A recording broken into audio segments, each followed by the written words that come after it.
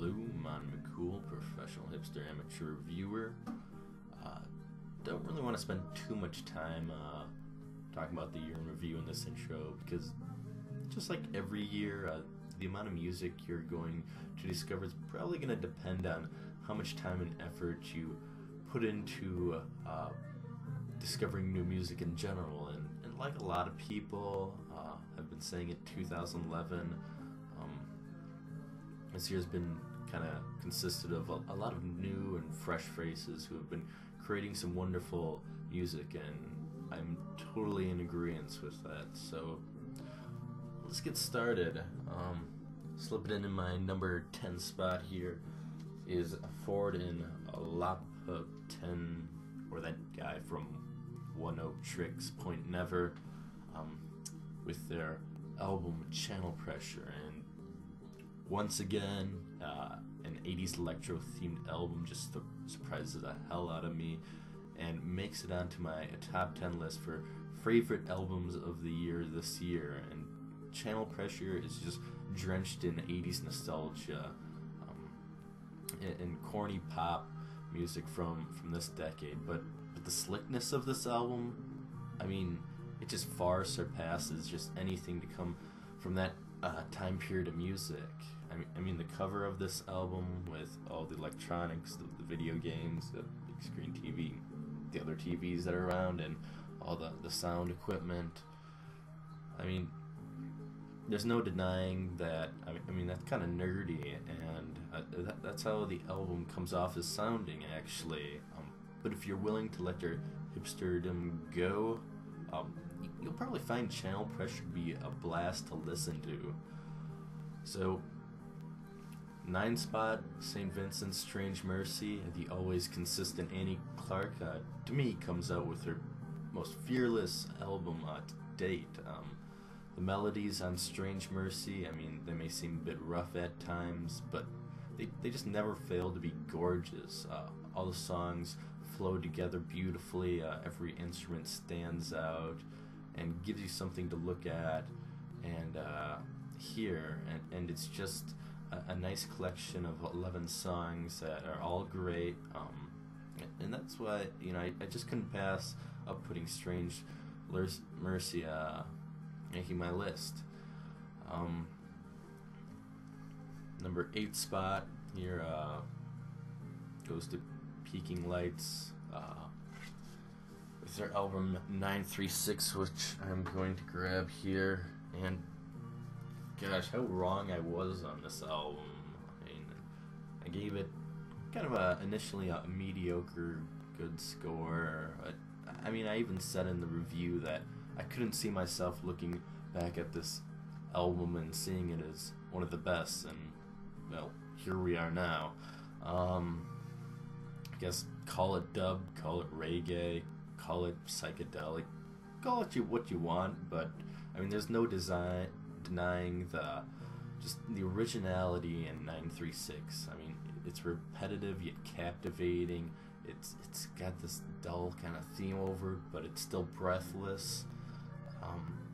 And 936 is a strange work of art. You know, it may take time to reveal its trill brilliance of this warm weather album, but you know, when you discover it, you won't regret your repeated listens. I know I didn't. Number 7 goes to Roly Porter with his album Aftertime. Aftertime is a dark ambient album that can be as stunningly beautiful as it is punishing.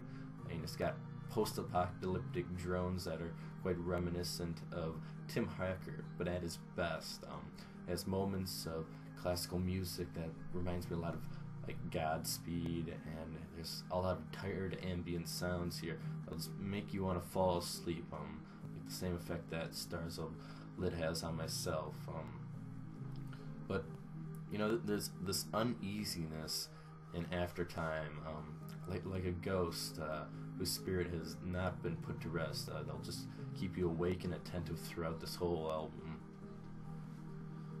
And number 6 spot, we are almost getting close to our halfway point, goes to Laurel Halo with their album Our Logic. And Laurel Halo is this IDM techno artist from Detroit, Michigan. Although some may be turned off by her kind of shape-shifting challenge that awaits you on Our Logic, I think many will still be mystified by what happens when an electronic artist just lets all her ideas flow like into a pool of enlightenment. I mean, there's an enigma of sounds on this that are just sure to make your brain tingle. And any fan of IDM or ambient music who's just looking for some inspiration or a challenge, I mean, they should most definitely check out Laurel Halo's Our Logic. My number 5 spot goes to none other than Destroyer's Kaputt. And if I remember correctly, Kaputt was, I think, the first album I heard in 2011.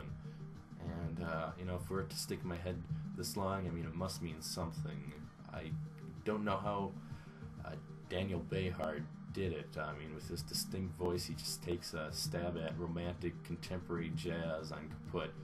And every aspect on this album has the potential to be as shitty as like a Kenny G album, but thanks to Behar's like theatrical voice and his creative mind, he's just able to pull it off on Kaputt and makes it twinkle and shine like a disco ball just spinning around in circles at the best 80s high school prom ever, with only slow dance songs in it.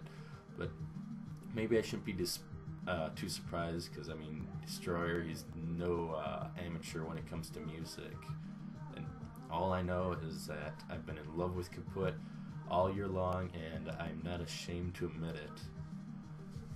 Number 4 spot goes to Andy Stott with his album Pass Me By, and I might as well throw his album We Stay Together that he made this year as well, because I love that one as well. And this is another experimental techno artist whose music, comes off sounding really dirty, just like as someone is able to was just accidentally spilled a handful of dirt on a piece of vinyl, which just creates this incredible dense sound on Pass Me By and We Stay Together. There's just a lot of suffering voices echoed throughout the whole album, and half-spoken words that probably are cut out of some funk songs from decades ago. And this or these albums are just definitely intense, if you were, I guess, drugged in during a tribal chant. I mean, it's pretty intense. And no, even though it's already loud, I think if you want to gain your full experience from these two albums, you gotta turn it up even louder. Know what it is. I just expect a lot of music in the future to be sounding like this. Number 3 spot goes to an album that has been one of my favorite all year long. PJ Harvey's Let England Shake. And this is kind of a concept album on PJ Harvey's love and hate relationship for her home country, England. And the lyrics play an important role in this, as you would assume. I mean, she loves her country, but she can't deny or, be ignorant of the imperfections and of her own country, and she just shows us in a very distressful voice. And what I love about England Shake is just this old English feel to it. It's a very simplistic, rustic sound that just kind of paints this grim picture of England. I think PJ Harvey made some very wise decisions, and when it came up to approaching this album and how it sounds. So that's why I think it deserves a top 3 spot on my list. Coming in at number 2, I do not own this album, but it's Diorama by Dominik Eulberg, and I thought I might as well pay some respect to him, so I printed off a picture of Dominik there. He is answering his shoe. I'm sure that'll make you take this album all the more seriously. But Diorama, I mean, it's probably one of the most tranquil experiences you're going to have this year. I mean,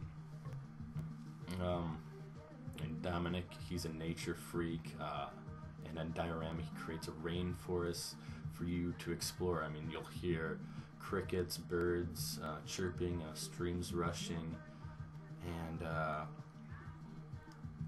and you know, his cerebral techno beats, you know, just help it all morph together and you bring you one with nature. Kind of sounds cliche or corny, but to me, a Diorama is just a true electronic triumph. Alright, getting to my number one spot here, and it goes to none other than Shabazz Palace's Black Up. This is a very authentic hip-hop album, even for something that's just totally coming from left field. The beats on Black Up, I mean, it sounds like stuff that'd come out of Quasimodo's like record collection, but they're very murky all throughout and just loud as hell. The rapping on here comes off as poetic, intelligent, and nonchalant, like Shabazz Palace has already been there, done that already before, and to me, it's the maturity and cohesiveness that I find on Black Up that makes it the most deserving of a number one spot on my list.